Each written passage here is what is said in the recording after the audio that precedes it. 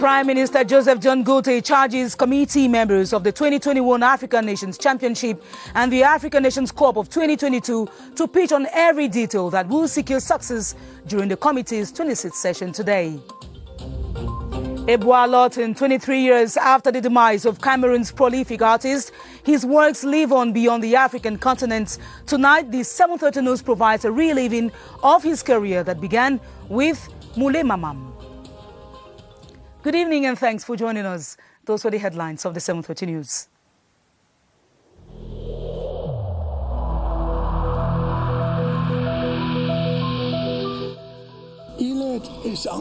Each of us must comply with the measures that have been taken.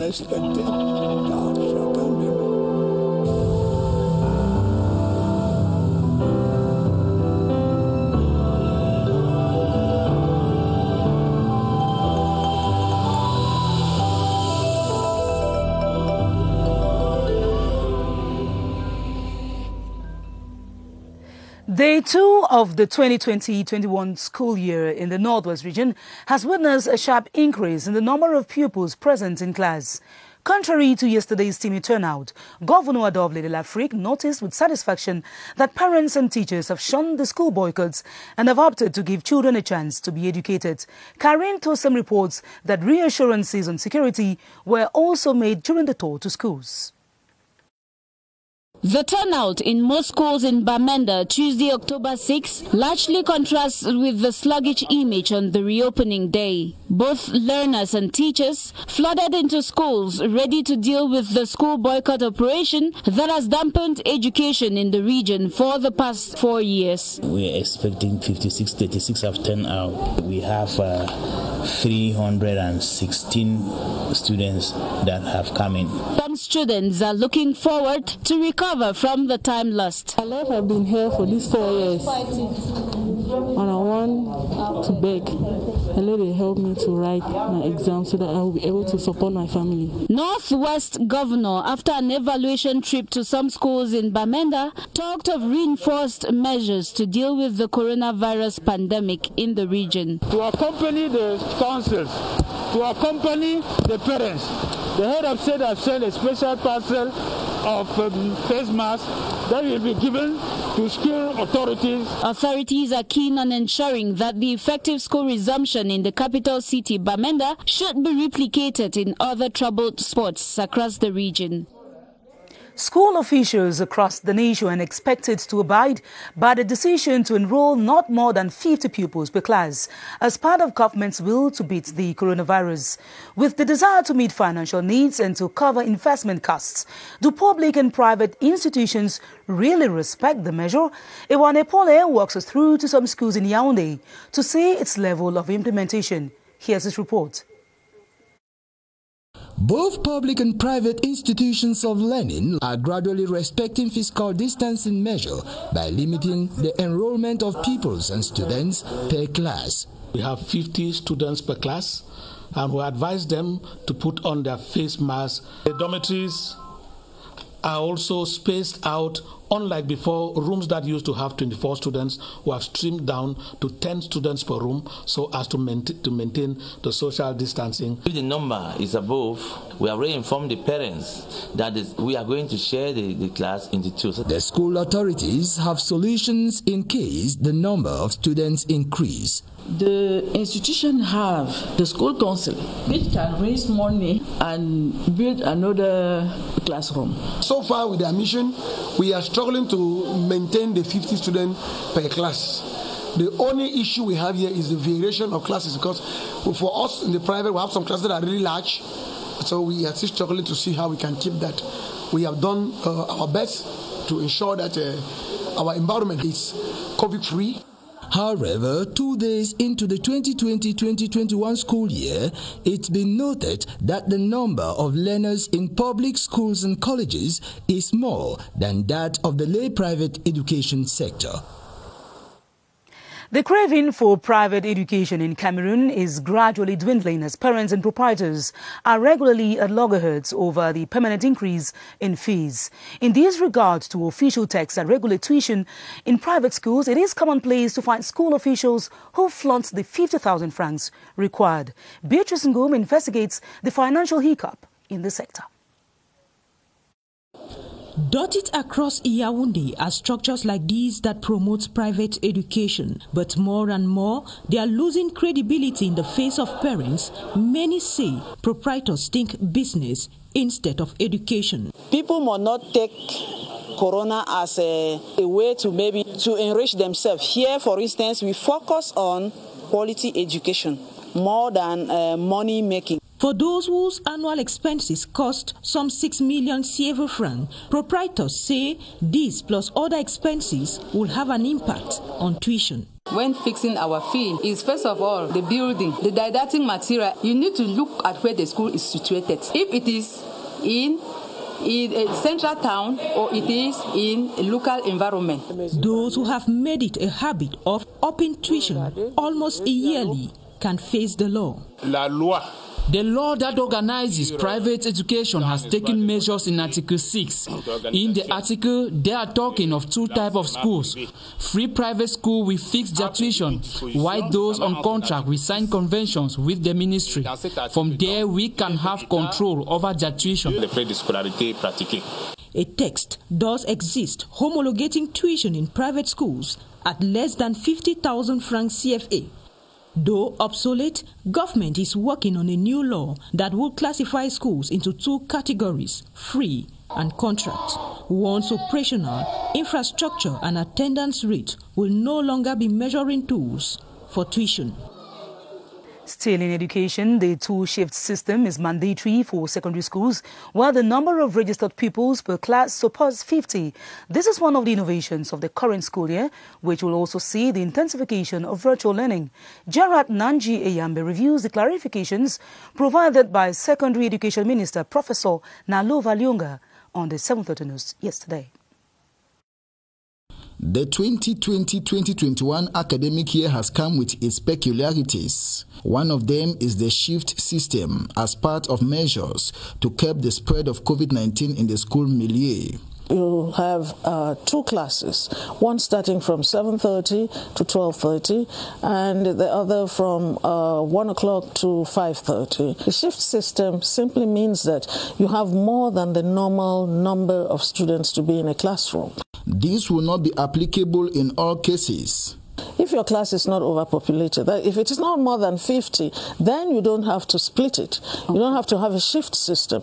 So I don't expect to see schools that should not have a shift system having a shift system for the sake of making money. Distance education has also been employed to make up for the initial 8 hours. The process is made complete with the aid of information and communication technologies. Distance education means that you're doing it with several tools. You're going to have print and you're going to have TV. Most of those who are complaining about the fact that they don't have light or whatever, these lessons are going to be available to the children. While adaptation sets in, some are hopeful that these new learning methods will be maintained. Classes have effectively resumed in Ebolova, Betwa and the suburbs of the centre region, with the physical presence of pupils and teachers estimated at over 95%. An earnest effort is being made by stakeholders to keep the school milieu safe from the coronavirus. Victor Sike presents a roundup of the start of the school year. Betwa is a region of Cameroon. It is amid a bright and fair weather and in strict respect of COVID-19 barrier measures that students of the government bilingual high school Betwa answered present for the new academic year. We bought scanners to test those who are entering into the campus. We have bought a lot of buckets. We have bought soap, face masks. In the south, the day was marked with the visit of the governor, who was in 8 schools to assure the effective start of classes. Thousands of students from the different institutions turned out. What I advised to the teaching staff is to ensure that the barrier measures of the government are respected. Just like other parts of the country, pupils and students answered present to kickstart the 2020-2021 academic year in the center. In this region, the day was marked by the visit of the Secretary General at the Governor's office and the regional delegates of basic education to some establishments. Assessment is good. We can realize that from this very first day, classrooms are quite full. We are quite satisfied of what we have noticed. In all the institutions, measures have been taken by school authorities to ensure a hitch-free 2020-2021 academic year. Inclusive education is gaining grounds to cater for children with special needs, despite a plethora of pedagogic challenges, such as the absence of sufficient appropriate teaching material. The state is bent on ensuring the sustainable and efficient follow-up of children with deficiencies. Maimuna Joya reports on the functioning of some centers in the center region. The 2020-2021 back-to-school season also concerns children with special needs who must be counseled regularly and early enough in order to succeed in giving them equal opportunities as normal children, following experts' advice. But as easy as it may seem, the way is tough. It must, however, be emphasized that the education of children with deficiencies is mainly characterized by a specialized school plan, which demands that parents take down notes on specific aspects concerning their children. In Cameroon, the admission of children with special needs in public institutions is backed by a joint order from the Ministries of Secondary Education and Social Affairs, signed on August 2, 2006. And away from the specialized centers in the South region, pupils residents in Equatorial Guinea and Gabon but registered in schools in Kiosi and Ambam are yet to begin classes. This is as a result of the fact that borders remain closed due to the coronavirus. That notwithstanding, Governor Felix Ngelengele has been assessing school resumption in the region. Clarence Azay tells us more. Just like in other parts of the South region, hundreds of students and pupils answered present in schools across the border town of Kiosi to kickstart the 2020-2021 school year. Many students who leave Equatorial Guinea and Gabon to study in Kiosi are yet to show up as the borders remain closed. We have students who have the difficulties to come to begin the school. South Governor Felix Ngelengele has visited 8 schools in Ambam and Kiosi to measure the effectiveness of the resumption. He has urged school officials to continue reinforcing the COVID-19 barrier measures. There was the presence of students, the presence of teachers, and the schools were clean. He has also announced that Cameroonian and Equatorial Guinean authorities are working to find a solution so that students on the other side of the border can cross with ease to study in Kiosi. Now on to this good news that has nothing to do with education. The Limbe 1 Council is the 2020 cleanest city. It grabbed the coveted award worth 150 million CFA francs during the 34th World Habitat Day. Representing Prime Minister at the event, Minister Celestine Kechakutes announced support to private estate developers for the construction of low-cost housing units. Cynthia Saptala reports. For this year's edition of the World Habitat Day, the award of Cleanest City now goes to the Limbe 1 Council. It is a collective victory of the entire population.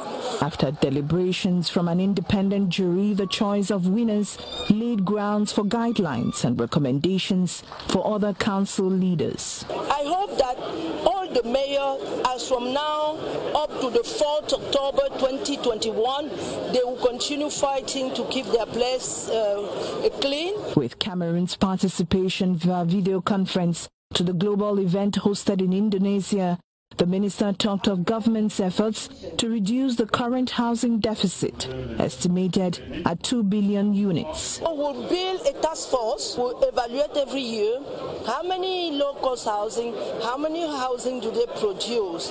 2021 celebrations are now set to take place in Limbe, the town of friendship. In economic news, 2 of the 11 integration projects of the Economic and Monetary Community of Central African States, CEMAC, have obtained financing. The decision to fund the Cameroon-Chad electricity interconnection grid and the Interstate University project was taken during the 4th edition of the Paris Infrared Europlace. Caroline Okre-Anoma reports on the International Conference on Global Investment. Day 2 of the Paris Infraweek Europlace International Conference was quite successful, with 2 of the 11 integration projects concretizing financing deals to invest on the infrastructure project. I think the engagement of CEMAC is very, very interesting because this engagement has a traduction within meetings with all the specialists of the infrastructure ecosystem, lawyers, bankers, accountants, private equity funds, public agencies, etc. I think it's fundamental for the development of those countries and the region, so it's a very positive move. So we will work with CEMAC, and we have a planned session to work in more detail on their project and their strategies and all the different things that they want to do. After the plenary sessions, CEMAC's permanent secretary and its delegation held close meetings with the CEO of Paris Europlace and the Director General of the Meridian. So far, the sky is blue for the CEMAC's high-level mission. And now in diplomacy, the ambassador of Equatorial Guinea to Cameroon has been granted audience by the president of the National Commission for the Promotion of Bilingualism and Multiculturalism, Peter Mafani Musonge. Both officials discussed the possibility of Cameroonians making the most part of the opportunity to study Spanish in Equatorial Guinea. Here's an excerpt of the Equatorial diplomat after the audience. I came to discuss with the President of the Commission about the promotion of bilingualism in Cameroon and Equatorial Guinea. We have many students from Equatorial Guinea studying in Cameroon. It is important that they are able to speak French and English at the end of their studies. Cameroonians in Equatorial Guinea should also be officially given an opportunity to learn Spanish.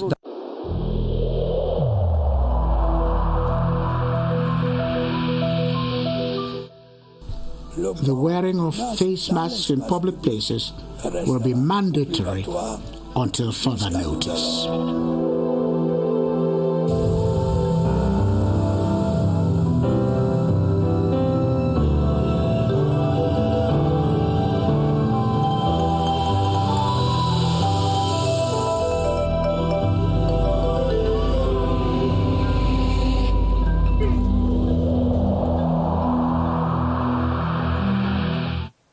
Before we talk about the coronavirus, let's continue talking about diplomacy. The government of Egypt has pledged to accompany Cameroon in the construction of the northwest and southwest regions. The engagement was taken by the Egyptian ambassador to Cameroon, His Excellency Medat Kamal El Meligi, during an audience with the Minister of Public Works, Emmanuel Ngano Jumesi. In a separate audience, the Belgian ambassador to Cameroon, His Excellency Eric Jacquemin, and the chargé d'affaires to the American Embassy, Vernal Trimfried Patrick, also discussed cooperation ties in road construction. We now talk COVID-19 and schools. At secondary education sector, the respect for barrier measures is quite high, with both pupils and their teachers conscious of the danger. However, officials say they will not relent efforts to continue sensitizing. Baldwin Summer, with his guest, the sub-director in charge of school assistance in the ministry, Are Mathias Bate, spell out how this will happen. Hello, Baldwin. In the ministry, Are Mathias Bate, spell out how this will happen. Hello, Baldwin. Good evening to you, Esther Kmer, and welcome. That is what exactly we shall be discussing with Mr. Are Mathias Bate, who is the sub-director for school assistance in the Ministry of Secondary Education, how they have been able to respect some of these barrier measures so far on day 2 for back to school for this school year. Mr. Are Mathias Bate, good evening. Good evening. Tell us, what evaluation can you make so far talking about the respect of barrier measures in different secondary schools on day 2 for this new school year? I can say they are very, very encouraging because the schools' campuses have been disinfected, classroom disinfected. They have made provisions for the washing of hands, and social distances is maintained because they have 50 students per class in each of the classes in the schools around the country for now. And one of the recommendations before the start of this school year was that teachers had to be screened, had to be tested for COVID-19. What's the situation on the ground so far? The situation is also very, very encouraging because the teachers, it's a continuous process.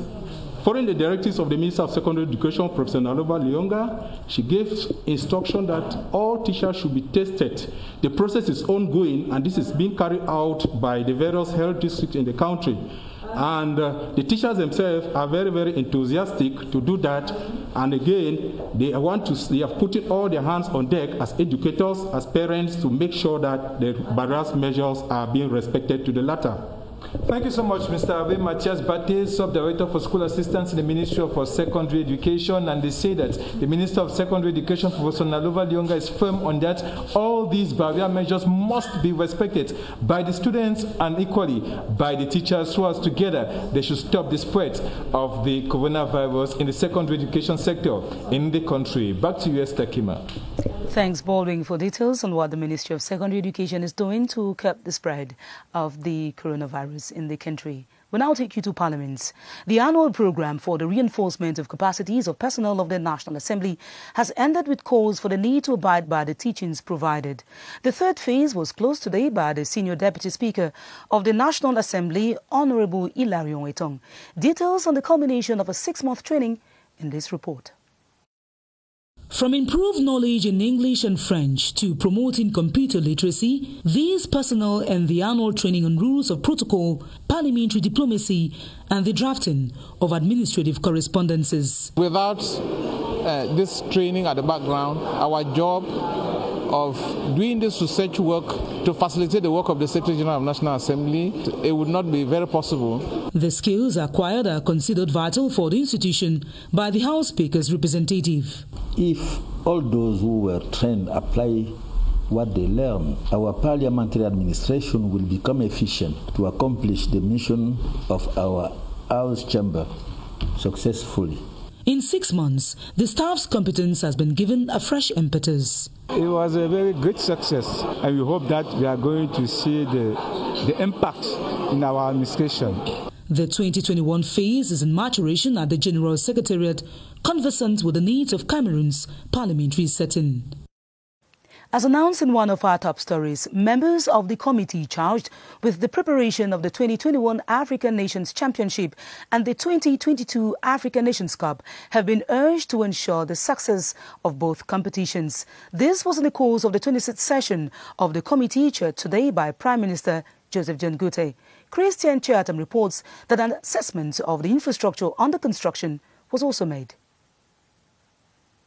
Holding 100 days to the start of the African Football Championship, which will be followed by the African Nations Cup a year later, this 26th session of the committee tasked with preparing the CHAN and the AFCON had as objective to evaluate the level of preparedness of sports infrastructures and hotels in the country, but also the functioning of the organizing committee as well as the preparations of the Lions.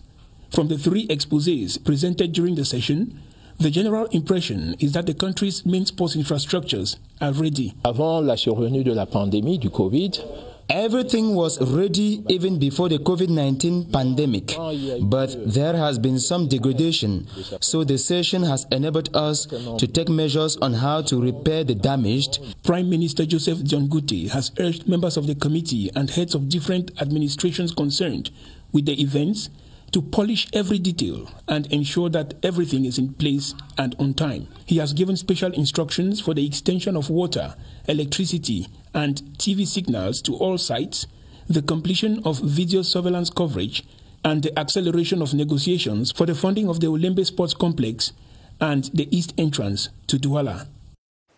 And now on today's press release from the Prime Minister's office, the Prime Minister, Head of Government, Chairperson of the National Decentralization Board, will chair by video conference on Wednesday, the 7th of October 2020, as from 10 a.m. the first ordinary session of the board for the 2020 financial year, created by Law number 2019/0 042 of 24th of December 2020, bearing on the General Code of Regional and Local Authorities, the National Decentralization Board is responsible for monitoring and evaluating the implementation of the decentralization process. The board is comprised of members of government, members of parliament, representatives of the Economic and Social Council, representatives of local authorities, as well as the civil society. It is signed by the Secretary General of the Prime Minister's Office, Fouda Séraphin Magloire.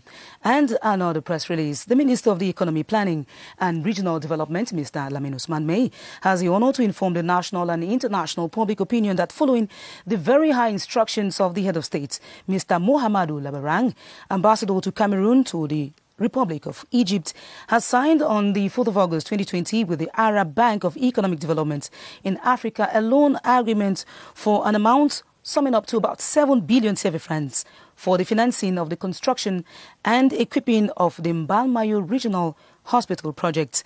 The financing that aims to strengthen the supply of health infrastructure in Cameroon will consist of the construction and equipment of a third-category hospital specialized particularly in the treatment of severe burns. And now, on to one of our other top stories.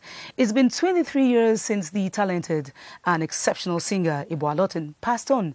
Decades later, the works of the son of a pastor continue to thrill many music lovers. From his debut in 1962, when he released his first song titled Moulé Mamouam, to his awards and his ascension, Constantin Baum gives us details of almost all in this report.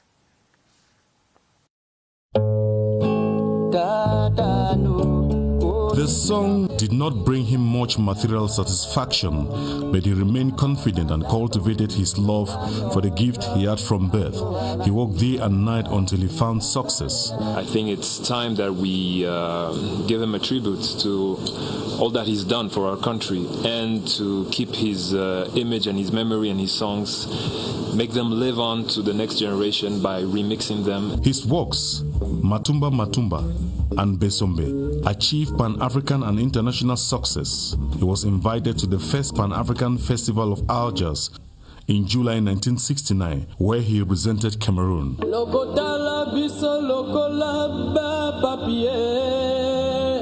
And was invited as well by Emperor Bokassa I, Marien Ngouabi in the Republic of Congo, in Gabon by Omar Bongo in March 1970. This explains why, even after death, his songs live on across the African continent, as a younger generation of musicians have found a good source of inspiration from his creativity. This edition of the news in Culture, the chairman of the Control Commission of Collective Management Bodies hereby informs the general public, both at the national and international level, that some SONACAM administrators who no longer have the legal right and competence have been extorting dues of copyright and related right loyalties on the field in violation of the regulations in force. The chairman of the Control Commission of Collective Management Bodies strongly condemns this practice, which not only confuses users but also, and most of all, does not allow for the traceability of funds collected. He therefore reminds all that the collection of the dues is going on all over the national territory and concerns 5 accredited collective management bodies, notwithstanding their compliance period, which extends till the end of the month of November 2020. That ends this edition of the 7:30 News. More news comes up at 8:30 p.m. with Adel Mbala. I'll be back tomorrow at 7:30 p.m. God willing. Thanks for watching and stay tuned to our programs on the CRTV. Good night.